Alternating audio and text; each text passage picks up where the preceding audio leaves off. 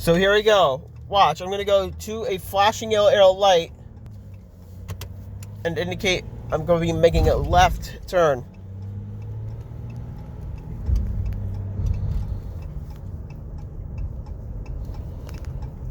Look, see? Yellow, red. Their side gets a green.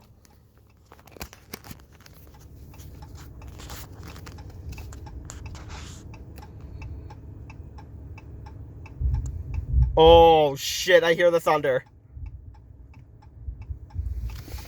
So once one side is green, the sensors on the signal will let traffic know, there you go, that traffic is turning soon.